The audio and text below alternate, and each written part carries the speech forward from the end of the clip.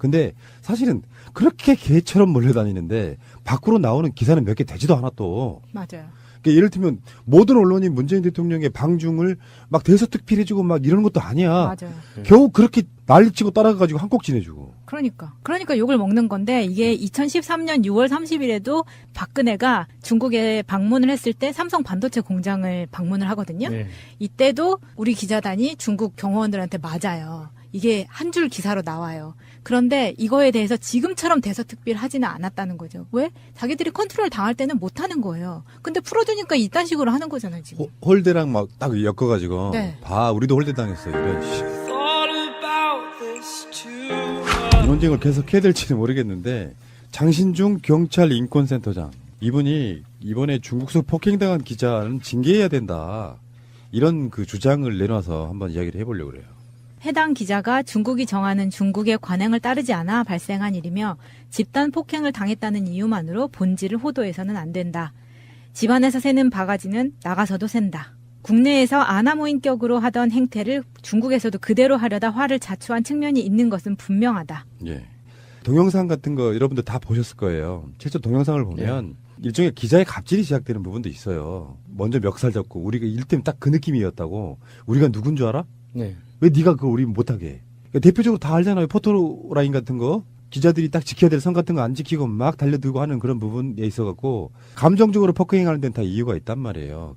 경호원 그룹이라고 하는 건 사실 우리가 생각하는 것보다 훨씬 더 자기들끼리 집단적인 그게 굉장히 센데 어느 나라 기자가 와가지고 만약에 멱살잡이부터 한다면 외치지 못하게 한다면 감정적으로 갈 수밖에 없다는 것도 어느 정도 이해를 하면 어느 사건의 열기가 풀려요. 왜 저렇게까지 패스까가. 그래도 팬 건 잘못이죠. 그러니까 당연하지. 경호선을 침범한 사람들을 제압하는 것까지는 잘하는 일이죠. 자기 업무니까. 그런데 왜 발로 차고 이렇게 과도하게 이렇게 폭행을 행사한 건 분명히 잘못인데 거기까지인 거죠. 근데 이 폭행 사건 자체를 기자가 맞았기 때문에 더 심각하고 뭐 이렇게 몰고 가는 거는 분위기가 좀 이상한 거죠. 이번 기회를 통해서 기자들이 왜 훨씬 더 많은 사람들이 맞을 짓을 했다고 이야기하는지를 한번 돌아봐야 되는 거죠. 그러니까 요렇게 한번 볼 수도 있어요. 첫 번째, 문화의 차이. 만약에 난 중국인이 아니니까 모르겠어. 정당한 통제를 했는데 잘못한 사람이 멱살을 잡는다. 어떤 문화에서는 잘 모르죠. 나는 중국은 잘 모르겠어요. 멱살이 얼마나 어떤 치명적인 건지 모르겠지만 통제가 굉장히 중요한 나라예요. 그 나라. 그 나라 자체가. 우리처럼 뭐 자유 방임 이런 느낌으로 이렇게 막 하진 않아요. 근데 명백하게 이거 하지 말라고 이야기했던 일종의 통제하는 시스템이 멱살을 잡힌다면 굉장히 치욕적으로 느꼈을 수도 있다는 것도 인지를 해야 된다는 거죠. 그 중국 전문가 인터뷰를 들어보니까 중국은 일단 전통적으로 언론의 힘이 강하지 않기 때문에 기자라는 직함을 가진 사람들이 굉장히 적극적으로 대시하는 그런 문화 자체가 없대요. 그래서 특히나 이렇게 요인들 있죠. 이렇게 주석이나 총리나 이런 사람들은 2중, 3중으로 경호를 하기 때문에 가장 최외곽에 있는 경호선에서도 그 기자들이 굉장히 강하게 압박을 하는 게 기본 스텝이래요. 그런데 그런 어떤 경호에 대한 문화 그리고 언론에 대한 태도 이런 거에 대해서 이 국제적인 기준하고 굉장히 다르기 때문에 외교 행사가 있을 때마다 이런 갈등이 있다는 거예요. 그런 그 중국의 문화를 알고 오는 외국인 기자들도 굉장히 불만이 많고 행사 때마다 자주 싸우는 경우가 많이 생긴다고 하더라고요. 새가 날아든다는 여러분들의 하트를 먹고 삽니다. 잊지 않으셨죠? 에피소드 제목을 누르고 플레이가 되면 오른쪽 위에 하트를 꾹 눌러주세요. 오늘도 감사합니다. 더 많은 분들이 들을 수 있도록 하트 꼭 눌러주세요. 그런데 이제 이번에 우리나라 기자가 사건이 불거진 건 문재인 대통령이라는 굉장히 중요한 경호상의 요인이 등장한 거기가 경호상 굉장히 불리한 구조였다는 거죠. 시설은 굉장히 작고 사람은 너무 많이 몰려 있고 그래서 그 요인의 동선 자체가 파악이 안 되고 통제가 안 되는 상황에서 경호팀 전체가 굉장히 신경이 날카로워져 있는 상황에서 최소한 경호선 자체만이라도 방어력을 하기 위해서 굉장히 타이트하게 관리를 하고 있었는데 우리나라 기자들이 자기의 움직임을 방해했다는 이유만으로 이제 시비가 붙어가지고 또 하나 이제 중국의 약점이라기보다는 아직까지 이렇게 노력하고 있는 부분이 영어에 대한 거잖아요. 우리나라 사람들은 영어로 뭐라고 하고 중국 사람들은 영어를 못 알아듣고 신경 이러다 안 보니까 쓰죠. 예. 사실 이렇게 양쪽 다 잘못이라고 봐요. 중국에 취재하러 가는 기자가 중국어 한마디도 못한다는 건 그 왜 그런 걸까? 그 통역 믿고 가는 건지 모르겠지만. 그러니까 이거는 기본적으로 청와대 출입 기자들이 따라가는 부분이 예, 좀 예. 강하고요. 지금 장신중 경찰 인권센터장이 작년에 일어났던 일이에요. 그러니까 한성규가 국회 경비 멱살 잡으니까 이 사람 한성규 고발한 사람이 이분이에요. 멱살 잡히고 뭐 이런 부분에 대한 상당히 좀 특별히 생각하시는 분 같기도 한데 문제는 멱살도 잡으면 안 되는 것이고요. 폭력도 하면 안 되는 것인데 여기에 일종의 이제 기자들의 쩌는 특권의식 이를테면 이런 게 있단 말이죠. 아까도 다른 방송에서 이야기를 했지만 박근혜 때는 그렇게 못하던 놈들이 어느 날 민주화가 되면은 그게 막 이런 거 있잖아요. 그 마차님 같은 분들은 잘 알 거예요. 이런 표현. 호의가 계속되면 그게 권리인 줄 아는 경우가 꽤 많아요. 안 해줘도 되는 걸 해줘. 나중에 그걸 안 해주려고 하면은 굉장히 불만을 느끼는 사람들이 있잖아요. 그게 이제 호의가 계속되면 권리인 줄 안다 이런 건데 사실은 잘 생각해 보면 언론 자유라는 측면에서 보면 청와대 출입 기자라는 게 언론사 증만 있으면 웬만하면 다 나오는 거거든요. 언론사로 등록하면 네. 청와대 출입할 수 있어요. 자기 인력만 되면은.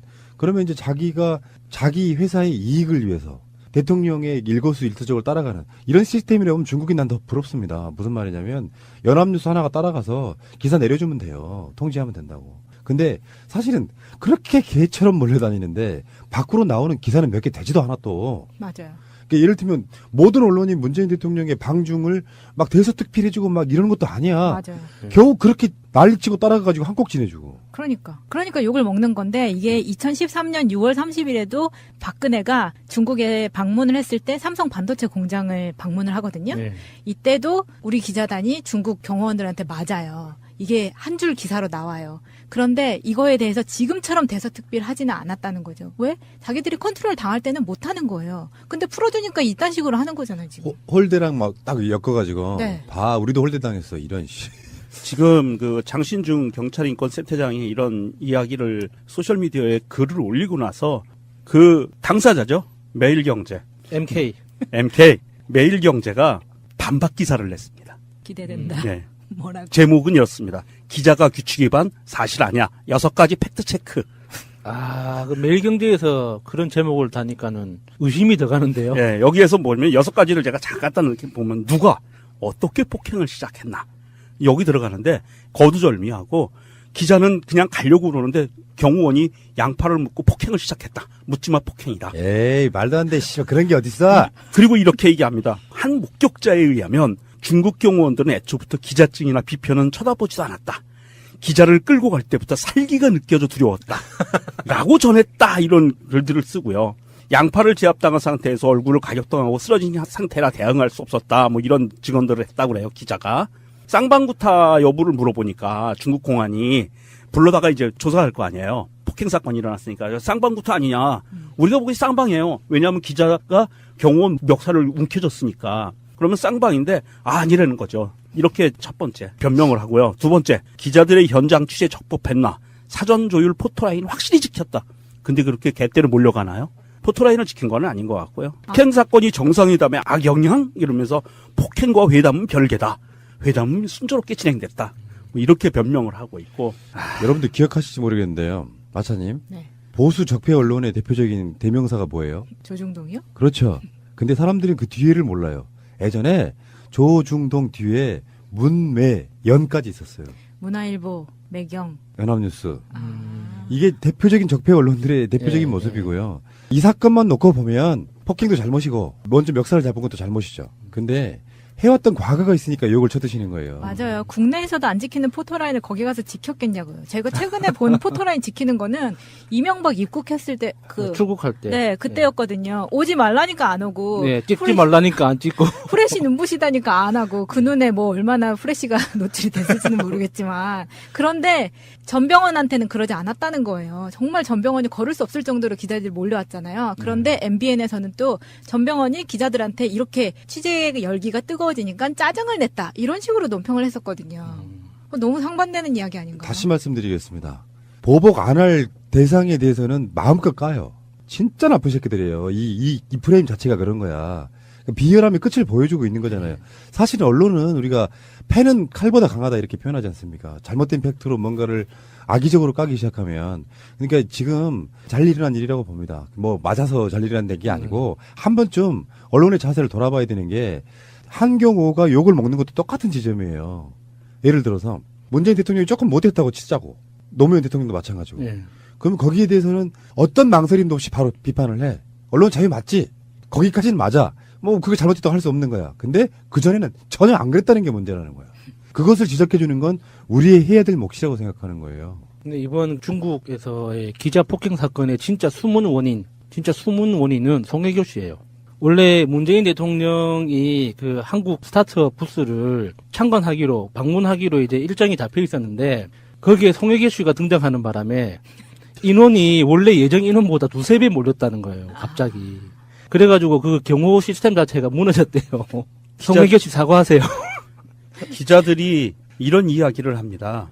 그 당시에 기자들은 포토라인을 잘 지켰다. 이제 이 매경에서 하는 변명 중에 하나가 그게 나와요. 그러면서 오히려 기자들은 일반인들보다도 대통령한테 접근할 수가 없어서 무슨 말인지 받아 적을 수도 없을 정도의 거리에 있었다. 이런 이야기들을 해요. 이게 야수님이 얘기한 것처럼 그 상황에 밑에서 억하심정이 발현이 된 거예요. 어디 그 천한 것들이 기자들보다도 앞에서 그렇잖아요. 어디 천한 것들이 나 기자님인데 가까이 가야 되는데 다 비켜 이런 식이 됐던 것 같고요. 사실 그 맞은 기자분도 뭐 오죽 억울하겠습니까? 우는 거 보니까 안타깝기는 해요. 뭐 한 집의 가장이고 아이들의 아빠고 누군가의 자식인데 아닌 예. 사람이 어딨어. 그러니까 안타깝기는 하는데요. 제가요 매경은 원래 그런 새끼들이니까라고 그냥 칠 수 있어요. 근데 한국일보요 그러면 안 됩니다. 한국일보 부도난 거요 거의 부도난 거 동아그룹이 인수해가지고요. 한국일보 기자들 월급 얼마 받는지 아세요? 대한민국에서 월급 제일 많이 받는 언론사가 어디게요? 조선일보 아니에요? 예, 거의 비슷하게 받아요.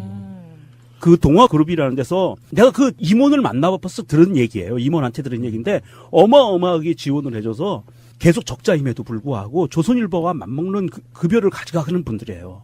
그런 분들이 중국에 가가지고 나라 망신을 그따위로 시켜요. 매경 기사 중에 지금 욕을 바가지로 쳐먹고 있는 것 중에 날짜가 좀 지났습니다만 매경의 기사 제목이 이래요. 중국 경호원 기자 폭행 나눌 때 김정숙 여사는 스카프 나눠. 아, 진짜 이런 맞아도 싸단 말이 그래서 나오는 거예요. 그래 놓고 실제로 대화 본문에는 기자 맞은 이야기는 없어요. 얼마나 악의적인지 보는 거예요. 그런 거 보면은 그 기자들이 문재인 대통령한테 맞은 적이 있나 봐요. 도대체 왜 그러는 걸까요? 에이씨. 아니 얘네들은 정말 기득권에 쩔어서 본인의 기득권들을 지키기 위해서 지금 최선을 다하고 있고요. 지난 방송에서 얘기한 것처럼 이게 사법부와 국회뿐이 아니라 이게 언론적 패, 이것도 굉장히 심각하기 때문에 손을 봐야 되는데 정부가 나서면 언론 탄압이라고 할까봐. 언론 탄압이라고 하니까 이거는 시민들이 적절한 선에서 망하게 도와줘야 될 것 같고요. 제가 팟캐스트를 시작했던 이유도 사실 그런 거거든요. 제가 신문방송학과 출신이에요. 뭐 직업 이런 걸 떠나가지고 제대로 된 언론에 대해 배운단 말이에요. 그만하시죠. 마차님 그리고 개망나니님. 그 뭐냐면은 내가 항상 그들을 보고 느낀 거예요. 먼발치에서 그쪽을 나오고 나서. MBC가 한참 잘 나갈 때요. 상여금이 2,500%였어요. 와. 2,500만 원이 아니라 2,500%? 와. 그렇게 누리고 살던 사람들이 사실은 스마트폰이라든지 등등의 발달로 언론의 가치는 떨어지고 있잖아요. 예.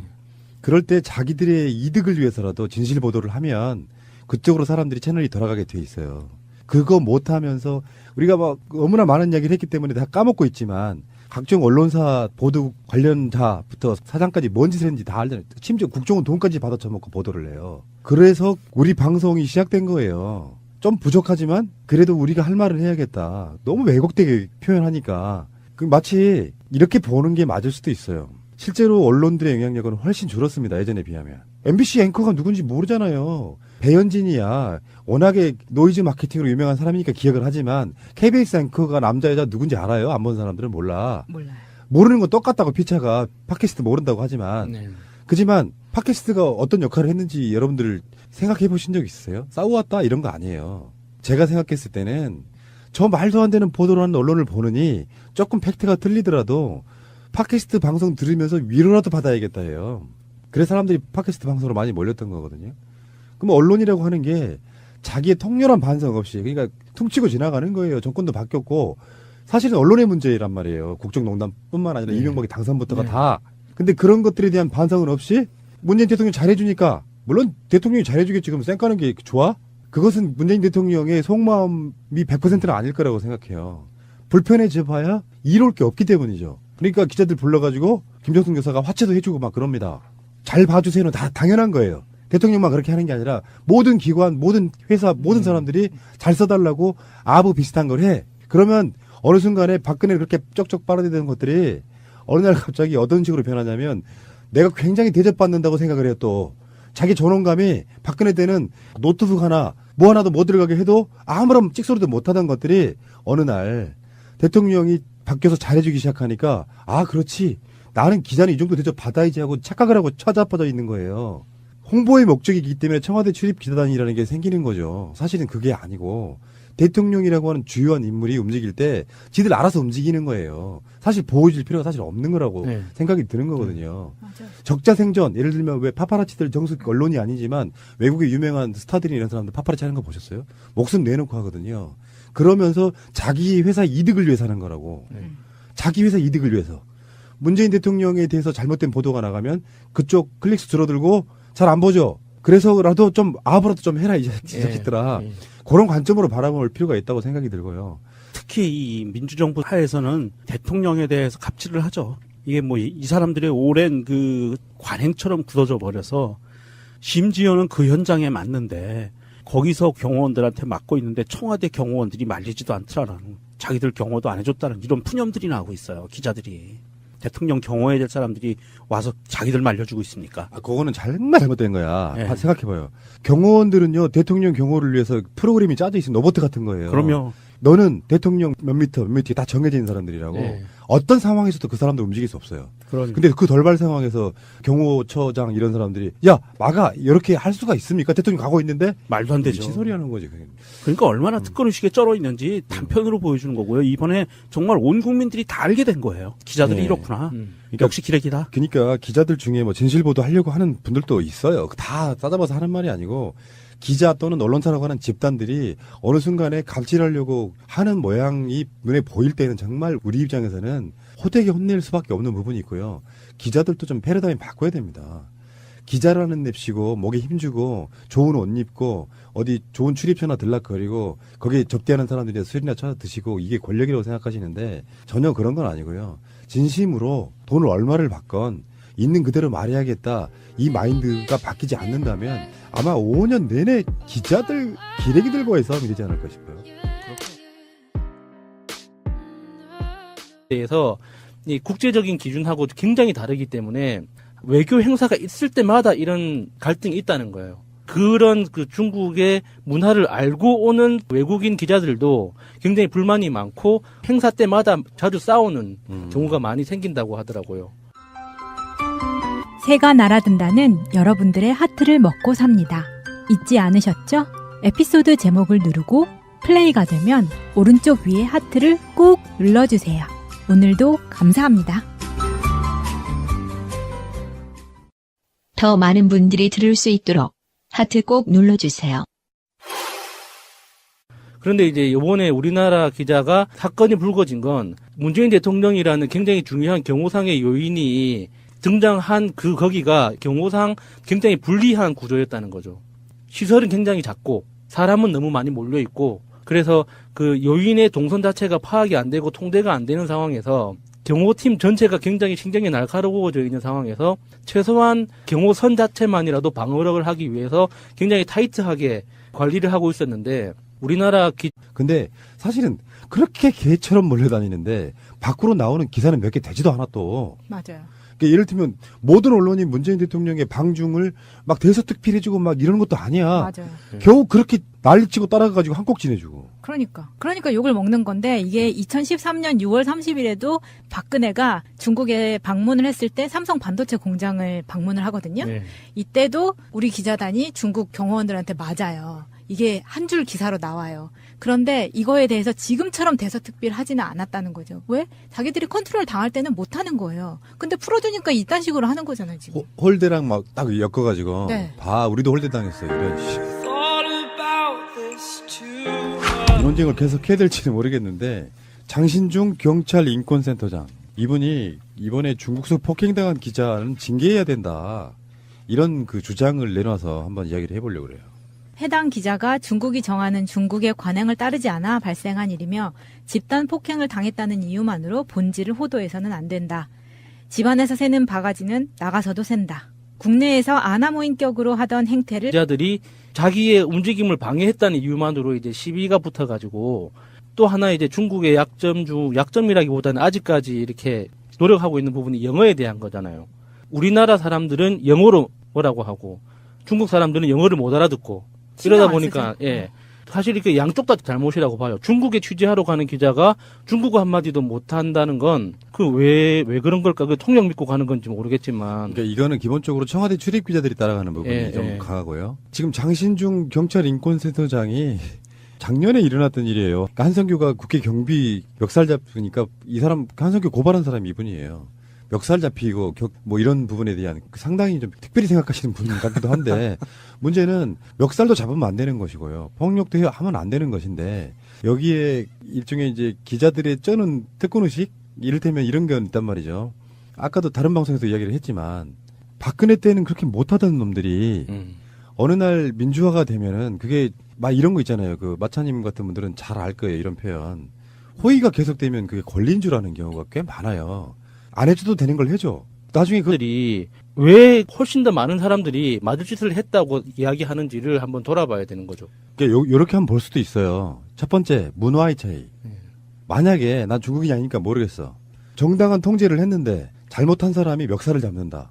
어떤 문화에서는 잘 모르죠. 나는 중국은 잘 모르겠어요. 멱살이 얼마나 어떤 치명적인 건지 모르겠지만 통제가 굉장히 중요한 나라예요. 그 나라. 예. 그 나라 자체가.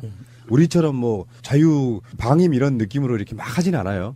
근데 명백하게 이거 하지 말라고 이야기했던 일종의 통제하는 시스템이 멱살을 잡힌다면 굉장히 치욕적으로 느꼈을 수도 있다는 것도 인지를 해야 된다는 거예요. 그 중국 전문가 인터뷰를 들어보니까 중국은 일단 전통적으로 언론의 힘이 강하지 않기 때문에 기자라는 직함을 가진 사람들이 굉장히 적극적으로 대시하는 그런 문화 자체가 없대요. 그래서 특히나 이렇게 요인들 있죠. 이렇게 주석이나 총리나 이런 사람들은 2중, 3중으로 경호를 하기 때문에 가장 최외곽에 있는 경호선에서도 그 기자들이 굉장히 강하게 압박을 하는 게 기본 스텝이래요. 그런데 그런 어떤 경호에 대한 문화 그리고 언론에 대한 태도 이런 거에 중국에서도 그대로 하려다 화를 자초한 측면이 있는 것은 분명하다. 예.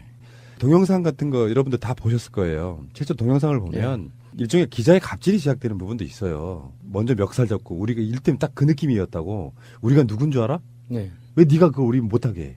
그러니까 대표적으로 다 알잖아요. 포토라인 같은 거. 기자들이 딱 지켜야 될 선 같은 거 안 지키고 막 달려들고 하는 그런 부분에 있어갖고 감정적으로 폭행하는 데는 다 이유가 있단 말이에요.